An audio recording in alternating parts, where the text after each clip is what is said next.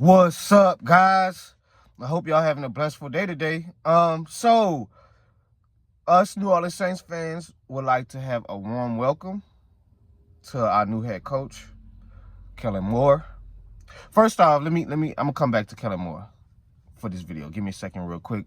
We would like to thank Darren Rizzi for being our interim head coach last year. We'd like to thank you, man. After all of that crap going on with DA, you helped us learn how to win again, and you got on a two-game winning streak. I think we beat the Falcons and the Browns, and you see the energy just changed. And the rest of the losses was just obviously an injury and talent level. So we'd like to thank you for your services, and it's nothing personal. You're going to probably find you some more coaching jobs, Rizzy. You're a very, very, very good older coach, and we appreciate you, but we had to go in a different direction, and we had to go younger. So we appreciate you, man, and thank you for your services. So we're on to the new era of New Orleans Saints football, which is Kellen Moore. Kellen Moore worked as an offensive coordinator in Dallas a few years ago. He's a phenomenal offensive play caller. I think he went with Justin Herbert, the Chargers, probably like 2 years ago. Yeah, he actually did. And, his offenses are ranked 5th compared to all other NFL teams since 2019 in points per game at 26.4. And, we were the last team to get a head coach. All the head coaches that moved were the New England Patriots. They got Mike Vrabel. The Las Vegas Raiders, they got Pete Carroll. The Chicago Bears got Ben Johnson. The New York Jets got Aaron Glenn. And the Jacksonville Jaguars got Liam Cohen. And Dallas got Brian Schottenheimer. And we were in the running with Aaron Glenn. Aaron Glenn actually played for us and the New York Jets. When he played for the New York Jets in the 90s and the early 2000s, he was one of the best cornerbacks in the game. Obviously, guys, we're not really the biggest market. We're not really the most attractive, as in to just when you look at the Pittsburgh Steelers, when you look at the New England Patriots, when you look at the Dallas Cowboys, those are popular markets. The Chicago Bears, even when Sean Payton got his chance, the Saints wasn't his first option in the 06. It was the Packers. The Packers went with Mike McCarthy. And speaking of Mike McCarthy, I'm so glad that we didn't make that stupid mistake on signing him. I'm so glad we did not do that. This is no slight to Mike McCarthy. It's no slight. He's a great offensive mind, but you know what you're going to get. And it's like, if you're going to go older anyway, just stay with Rizzy then, So we had the interview. Mike McCarthy says, I'm good on the job. He was actually offensive coordinator in the early 2000s during the Aaron Brooks, Deuce McAllister, Joe Horn days, where we had pretty good offenses ran with them. We were really good on offense. It's just the Haslett defenses was struggling. And, I'm glad we didn't go that route. And, you want head coaches that want to be here. And you can tell Kellen Moore, he wants a job. He wants his head coaching job. A lot of people are kind of skeptical about him as a head coach, how he's going to kind of get these guys to, buy in. Guys, just because he's not a rah-rah guy doesn't mean he can't be a great head coach. Just because you're a rah-rah guy does not mean guys are going to still respect you. That doesn't mean nothing. I can tell you that right now. We've seen that. Even back in the day, in the early 2000s, with the Vikings head coach, Mike Tice, he was a rah-rah guy. Them guys didn't like playing for him. You see what I'm saying? Tony Dungy is not a rah-rah guy. He's still one of the best defensive-minded head coaches of all time. I don't want my guy to be too rah-rah, and I don't want my guy to be too lackadaisical like DA was. Now you got guys in the locker room questioning this man as a man and a head coach. I don't really think he's a leader. I really think I can do whatever I want on him. I'm just going to show up to practice whenever I want. I'm not going to give 110%. I don't think he's the man he says he is. I'm not too sure about this guy. And that's when people start getting frustrated in the locker room. Sean Payton, you respect Sean Payton. We respect Jim Moore. You know, I think, you know, at the time with Jim Haslett, I think most of the locker room respected Jim Haslett. It just it runs thin eventually. I just think Gay is a great defensive mind, but as an overall team, I mean, you got AK damn near blasting the man in press conferences.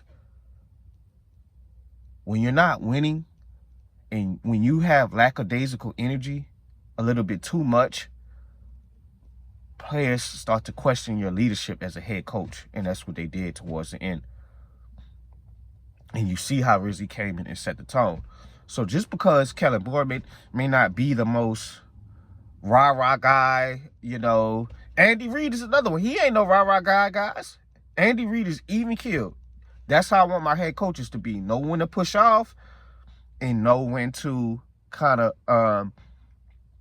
know when to push off and set the tone, and know when to, you know, sometimes be a player's coach. That's what make Andy Reid so elite. So, you know, and everybody got to start somewhere, guys. Sean Payton had to start somewhere. Jim Moore had to start somewhere. Jim Haslett had to start somewhere. It's your time now. Sean Payton walked in the door, had one of the best running backs in the game in Deuce McAllister. He had an ACL coming off ACL injury. You know, we weren't too sure about how this quarterback was going to perform. It took Drew Brees to get going a little while with Marty Schottenhauer. He had that one great year in 2004 where they went to the playoffs. Missed the playoffs in 2005. He had the injury, shoulder injury. We weren't sure. Our third best player at the time, Joe Hollywood Horn, coming off hamstring injury. One of the best receivers in the early 2000s. Came back, set the tone. And you want to know why Sean Payton set the tone? Because we drafted well that year. Reggie Bush, Marcus Colston, Jari Evans. It was hit after hit. Roman Harper.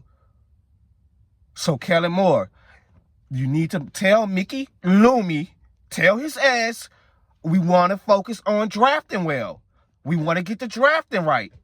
Stop paying for this. You don't even need to really touch free agency like that. It's not, guys, we haven't hit on a free agent in a while. Probably since DeMario. We haven't hit on free agents like that. Chase Young has been mid. Tyrann Mathieu has been mid. Derek Carr has been mid. The list goes on. And Jamal Williams. Exit stage right. Exit stage right. We don't need your services no more, brother. We don't need your services. Keandre Miller, he can go. And I like Keandre Miller, but he can't stay on the field. But back to these free agents. Is no reason to keep overpaying. Our best free agent out the past year or two was Valdez-Scantling. So we're gonna see. And I heard a nasty work comment. And if this is true, Kellen Moore, you're going to get off to a rocky start. You're going to get off to an extremely rocky start with our fan base. If you even have an inkling of signing Brandon Staley, I'm going to be out. Brandon Staley was absolutely pathetic with the Chargers. I do not want to see that man in my locker room. So please don't bring his ass in here. Because it's going to get real ugly, Kellen Moore. You're off to a good start. You need to go somewhere else to find a defensive coordinator. He's not the answer. We've seen how that story go with the Chargers. What else I have in my notes? So, yeah, you know, and even with Kellen Moore, he came off the Super Bowl ring just a few days ago, guys. You know, and he's a really good offensive mind. I think he'll do fine, you know. And you build your locker room, you build your presence in the locker room and get these guys to buy into you, you know. And that's what we got to do. We got to get our culture right. It's no more leftovers, guys. It's no more Sean Payton, Dennis Allen leftovers. This is a whole new era of Saints football. Now, as for the quarterback position, it is what it is with Derek Carr. I like Derek Carr. I'm going to say this again because I know some people see it. You like Derek Carr's Derek Carr. He's who he is. He's a Kirk Cousins, Alex Smith. He's not going to take you too far. He's going to get you probably a first-round exit at best. He's an Andy Dalton, just middle-of-the-road, productive quarterback. We can't say Derek Carr is trash, but we're frustrated because we're paying too much money for you and you're not getting us at least into the playoffs. You know, and a lot of it had to do with the injuries this year. We know what happened. So I don't know if Kellen Moore is going to buy into DC. We don't know. But, I mean, we're not picking top 3 in the draft. I mean, Cam Moore and Shador, to me, it's a 2-quarterback draft. All these other guys are projects and prospects, you know, and even Cam Moore is a project to a sense. But I do think he's going to be a good quarterback. We know Shador is going to be pretty good, but, you know, we picked 9. And I'm going to get to our draft needs in a second. But I don't know, you know, how he's going to feel with this. With this quarterback situation, you know, and guys, we got to just stop kicking the can down the road. We have talent on this roster, guys. Who our 3 best players? 12, Chris Olave, AK, Alvin Kamara, and DeMario is still playing at a high level. Still playing at a high level, guys. We got Rashid Shaheed. You know, we have players, man. We just got to maximize our potential. You know, so he's going into a solid roster. We just got to draft well. Stop overpaying everybody. Tyrann Mathieu, exit stage right. Exit stage right. Your services are no longer needed. You've been a phenomenal safety in your career, being the Prince of New Orleans, but your services are no longer needed here. It's no longer needed. Chase Young, I didn't see enough from him, guys. I didn't see enough. He can't get my money. And that's the type of player Chase Young is. He's an underachiever. He's not a bust. He's far from a bust. I can't say that, but he's a Jadeveon Clowney. He shows up when he wants to. You can't do that when you're number 1, number 2 pick, guys. And then you want probably a 4-year deal. We can't give you that. So our draft needs, I feel like our top 3, you always could improve your O-lineman, so I'm not going to get to O-line. We know if we Saints fans, we know who's our weak link on the offensive line. My top 3 draft needs, we need another weapon. We can use either a wide receiver / tight end. I'm not a fan of Jawan Johnson. His skill set, I like his skill set, but he just doesn't pop enough for me. He doesn't pop enough. As well, we need D linemen. We need to address pass rushing. Pass rushing has to get better. You cannot bring Cam Jordan. It's like, you know, Cam has had a phenomenal hell of a career, a legendary career, but we can't keep, you know, having him out there on every down. It's over with Cam. Cam has been phenomenal, but maybe you could be a 6-man somewhere off the bench, probably with the Ravens. Just give them an extra pop. We need to go younger, guys. Granderson, he had a phenomenal game in Philly. I'm off the Granderson trade. I mean, off the Granderson hype train. I'm good off that. These guys, they're not consistent enough, guys. They're not. And when you're not getting a pass rush and you playing a lot of man-to-man defense, which we play, guys, that if you're not getting a quarterback, you're going to get darted up all day if you're not getting a pass rush. So, I said, wide receiver / tight end, pass rushing, and we could use some help in the safety position. Because Tyrann probably not going to be here. I like Harris. He's decent. He's decent, but we need play. We need help in the safety position. We need it. So that's the top 3 things we need.